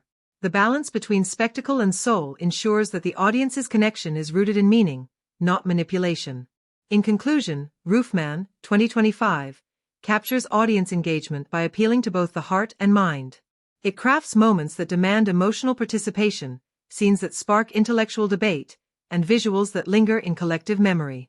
Whether viewers see it as a story of redemption, madness, or moral awakening, everyone leaves the theater with something unresolved, and that tension between clarity and mystery is what makes it unforgettable. When comparing Roofman, 2025, to other films within the vigilante and psychological thriller genres, its place in contemporary cinema becomes clearer. The film operates at the intersection of realism and stylized morality, drawing on influences from both grounded character studies and high-concept urban thrillers. While it embraces familiar tropes of a mysterious loner seeking justice, it also redefines them through emotional introspection and visual poetry. Its DNA carries traces of classics like The Dark Knight, Nightcrawler, and The Crow, yet Roofman's tone and approach set it apart from these predecessors in several key ways. The most immediate comparison audiences make is to the Dark Knight trilogy, particularly in the way both stories explore the ethics of vigilantism within a decaying cityscape. Like Christopher Nolan's Gotham, Roofman's city is practically a character itself, alive, corrupted, and suffocating. But where The Dark Knight uses large-scale conflict to examine societal order, Roofman is smaller and more intimate, focused on one man's psychological descent. Ethan Cole's journey is less about saving a city and more about saving himself from guilt and isolation. The film's low-key realism, shaky rooftop chases, and handheld shots emphasize personal struggle over spectacle, echoing the tone of Logan, 2017, more than a traditional superhero blockbuster. Another film Roofman is often compared to his Nightcrawler, 2014, in which Jake Gyllenhaal plays a morally ambiguous man shaped by an urban environment that rewards obsession. Like Nightcrawler, Roofman blurs the line between heroism and exploitation, asking whether good deeds done for the wrong reasons still hold moral weight. Both films share a voyeuristic quality, characters observing from a distance before intervening, but Roofman injects empathy where Nightcrawler offers cynicism. Ethan is haunted by his failures rather than intoxicated by his success, giving the film a softer, more human edge amid the harsh neon cityscape. Stylistically, Roofman also recalls Drive, 2011, directed by Nicholas Winding Refn, particularly in its use of silence, sparse dialogue, and long visual stretches where emotion is conveyed through body language and atmosphere.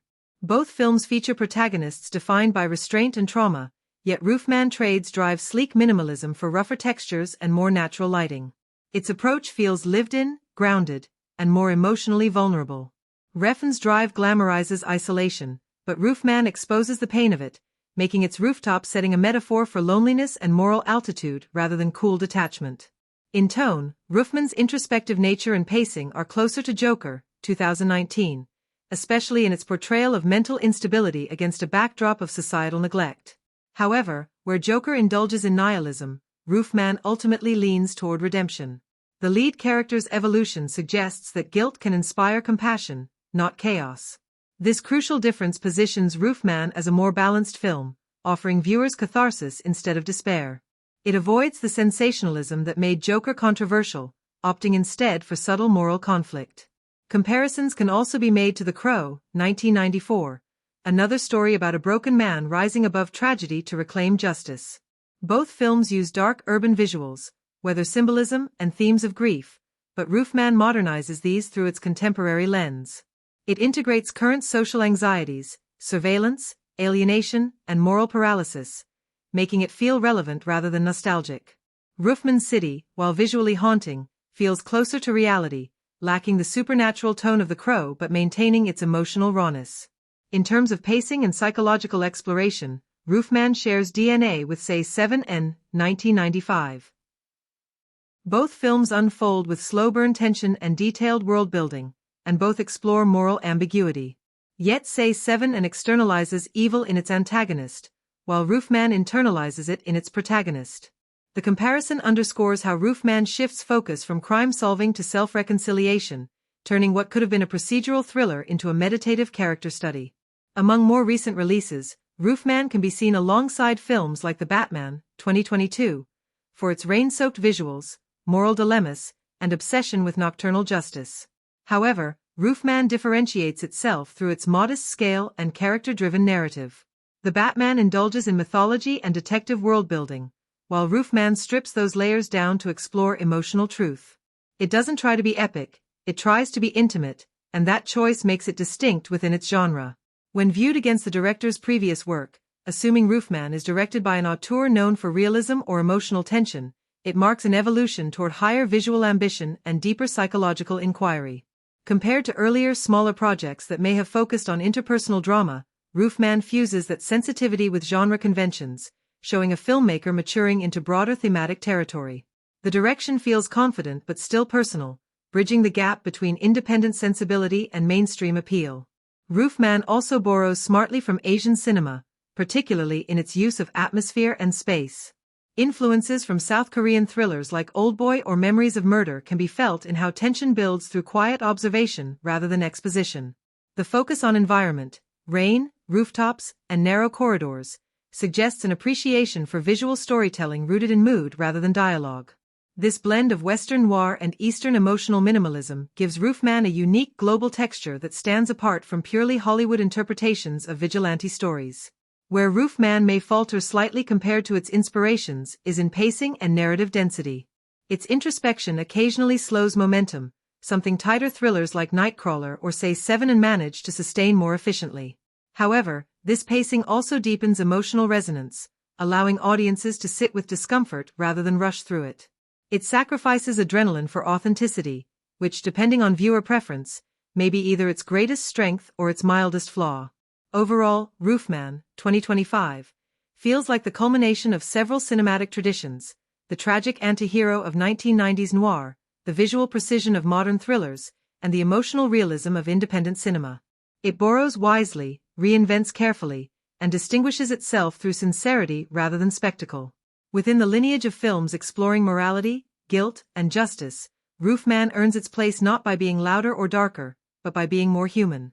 Roofman, 2025, is layered with rich symbolism and visual metaphors that give the story emotional and thematic depth beyond its surface plot. The film's narrative about a man who lives above society, both literally and metaphorically, uses its environment, colors, objects, and recurring imagery to explore themes of isolation, guilt, redemption, and the blurred line between heroism and delusion. Every detail, from the way light falls on a rooftop to the quiet hum of the city below, serves as a reflection of the character's inner states and moral struggles. The most obvious symbol in the film is the rooftop itself. It represents distance, perspective, and separation from the world below. Ethan Cole, the protagonist, chooses to live and operate on rooftops, detached from everyday life. His physical position above the city mirrors his emotional withdrawal and moral superiority complex. He believes he can see everything and judge from above, but the film subtly suggests that height also equals loneliness. The rooftop becomes both sanctuary and prison, his escape from guilt and his self-imposed isolation.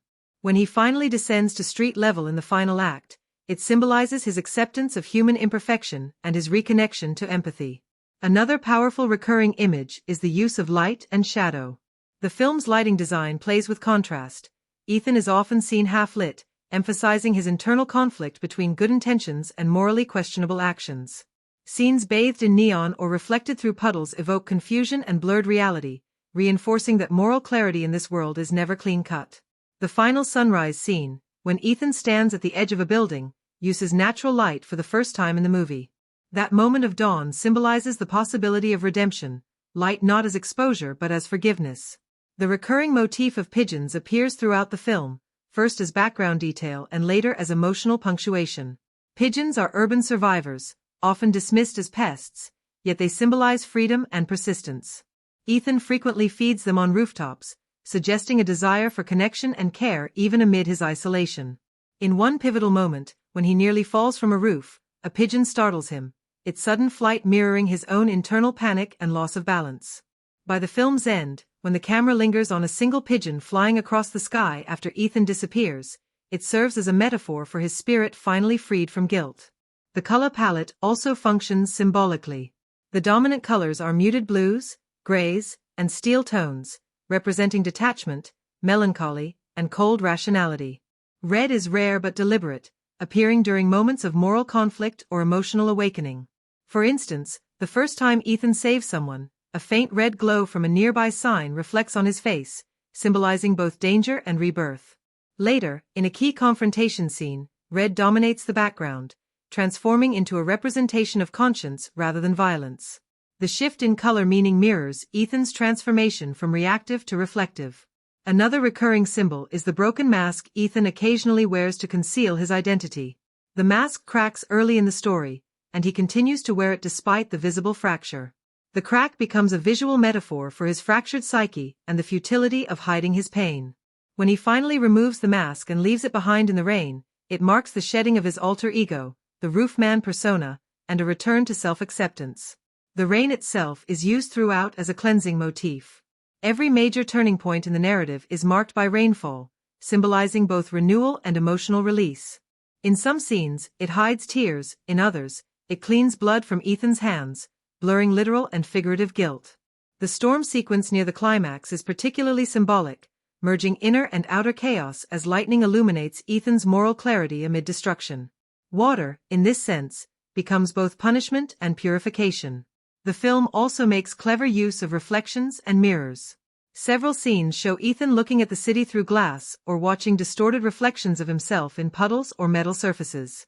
These images symbolize his fractured identity and the duality between the man he is and the man he wants to be.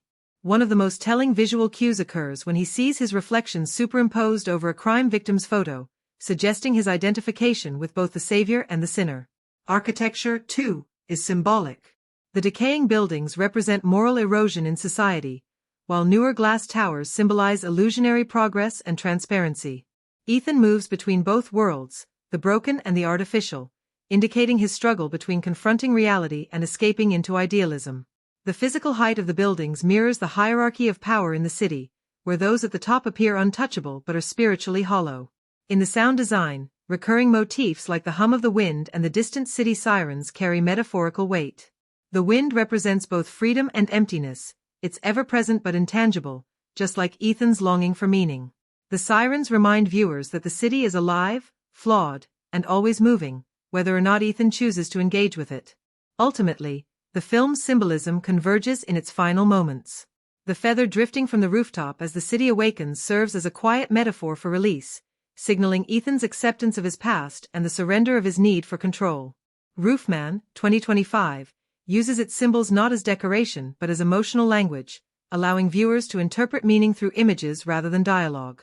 Each repeated motif, rooftops, light, masks, rain, becomes a poetic reflection of the central struggle between guilt and grace, isolation and belonging, making the film resonate on both a visual and psychological level.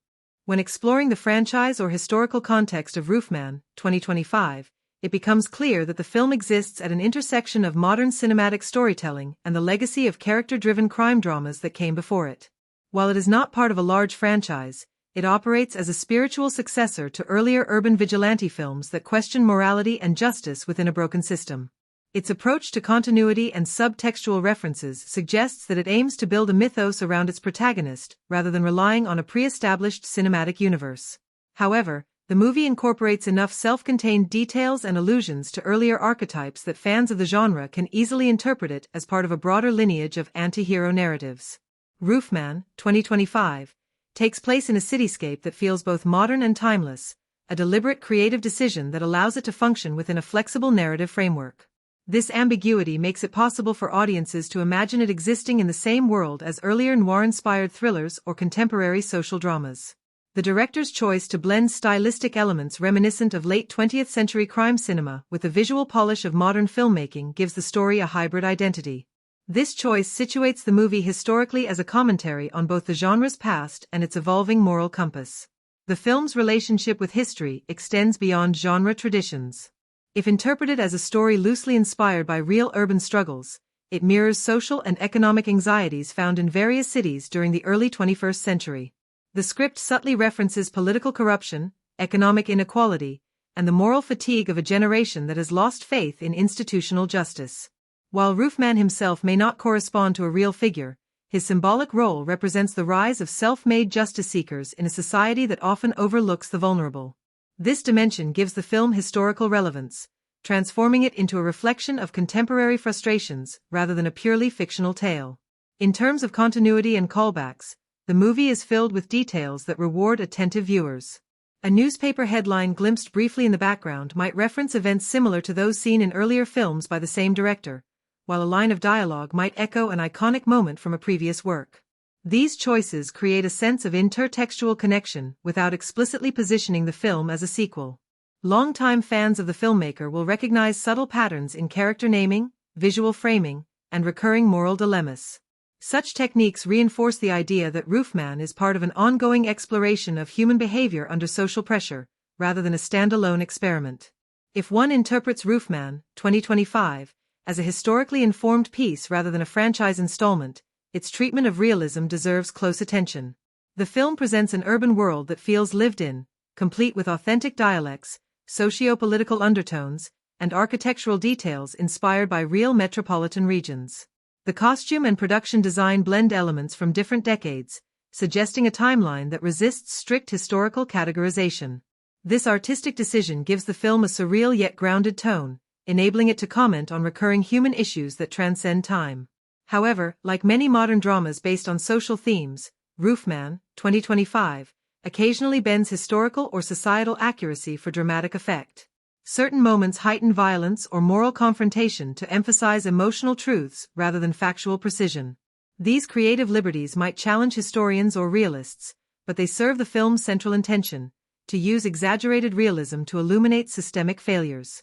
The timeline of the narrative is purposefully ambiguous, but attentive viewers can trace subtle technological and cultural clues to infer its placement. The presence of modern surveillance systems, social media mentions, and contemporary architecture places it firmly in the 2020s, yet its moral tone feels borrowed from older narratives about justice and solitude. This mixture positions Roofman, 2025, as a bridge between cinematic generations, a film aware of its predecessors while pushing the conversation forward. Ultimately, whether viewed as a continuation of classic vigilante sagas or as a historically rooted commentary on societal breakdown, Roofman, 2025, earns its place within a lineage of morally complex storytelling. Its Easter eggs, tone, and moral ambiguity pay tribute to the past, while its sleek cinematography, psychological depth, and socio-political resonance ground it firmly in the present. By balancing historical texture with modern vision, the film stands as both homage and evolution, an acknowledgement of where the genre came from and a redefinition of where it might go next. The budget and box office performance of Roofman, 2025, reveal much about how the film was positioned in today's competitive movie landscape. While exact figures have not been made public, industry reports and visible production choices suggest that it was made with a mid-range budget typical of sophisticated thrillers rather than blockbuster spectacles. This budget level appears to have been used strategically, allowing the film to focus on atmosphere, realism, and character-driven tension rather than large-scale action or elaborate special effects. What is immediately evident on screen is the efficient use of resources.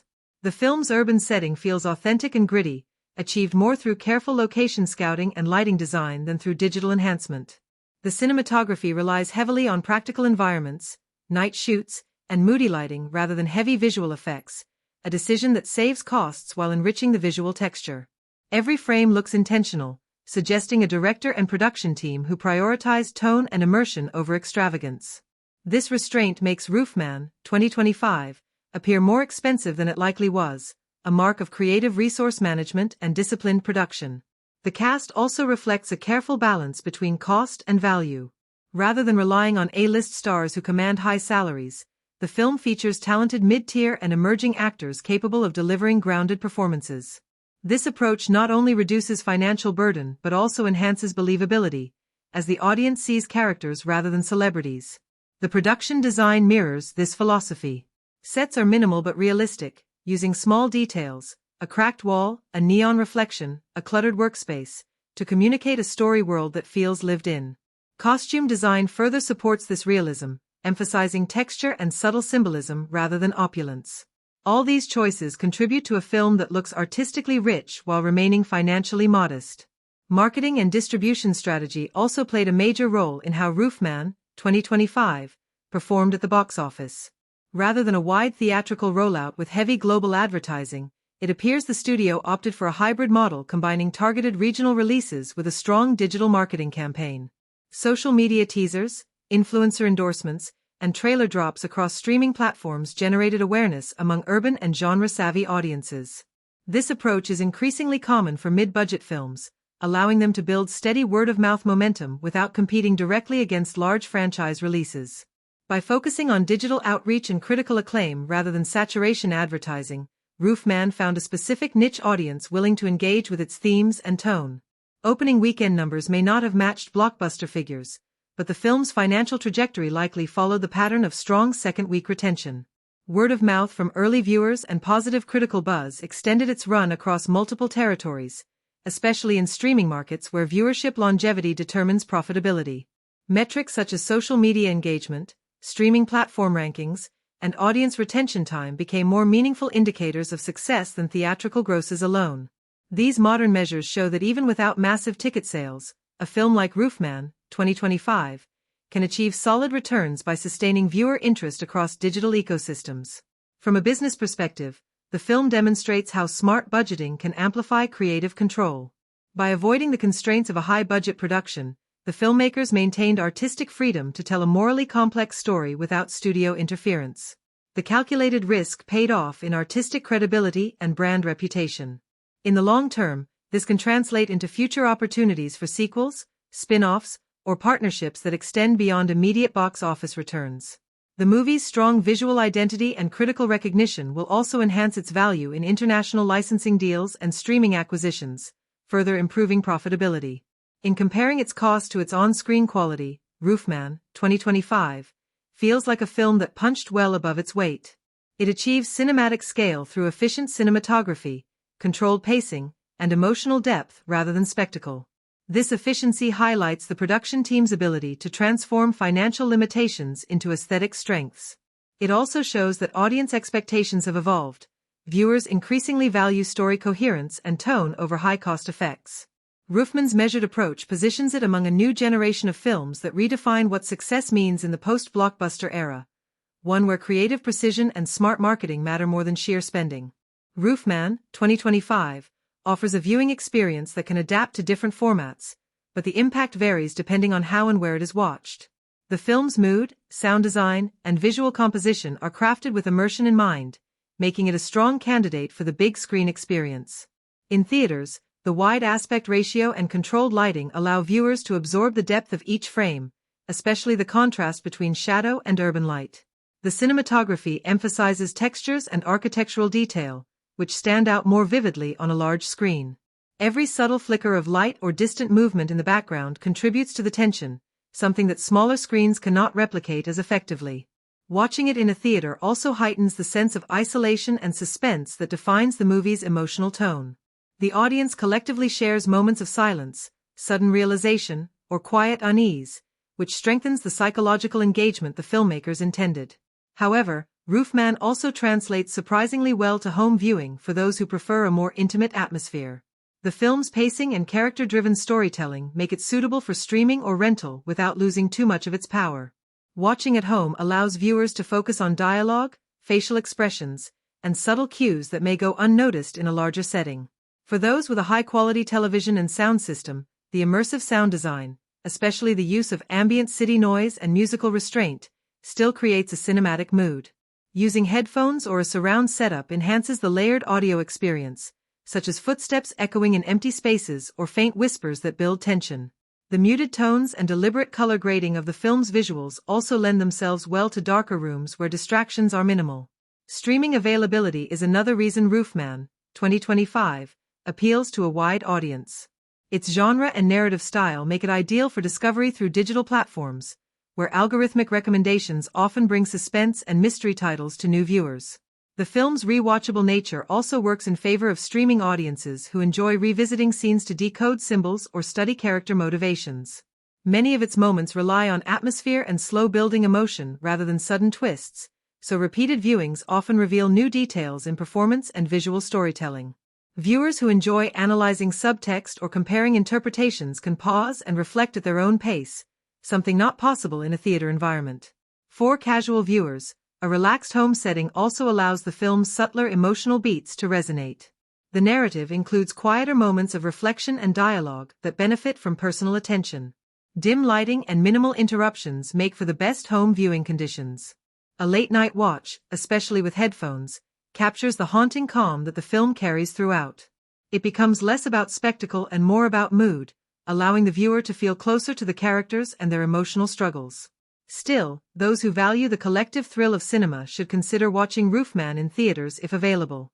The sound of silence shared among an audience, the amplification of tension through a large visual frame, and the undivided focus make the experience more powerful.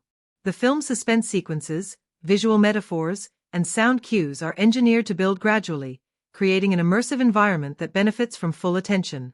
Ultimately, the best way to watch Roofman, 2025, depends on what the viewer seeks from the experience. The theater version magnifies its visual and emotional scale, ideal for those who want to feel its intensity in a controlled space. The streaming or rental version offers intimacy, interpretation, and the ability to revisit and reflect. Whether on a large screen or through headphones at home, the film retains its core power, its slow-burn storytelling, grounded performances, and atmosphere of quiet tension. Each format reveals a different layer of the same experience, ensuring that Roofman, 2025, remains engaging and memorable wherever it is watched. If you enjoyed this video and would like us to provide reviews of every kind of movie, please remember to like, comment, share, and subscribe to our channel. Have a great day, and we'll see you in the next video. Goodbye.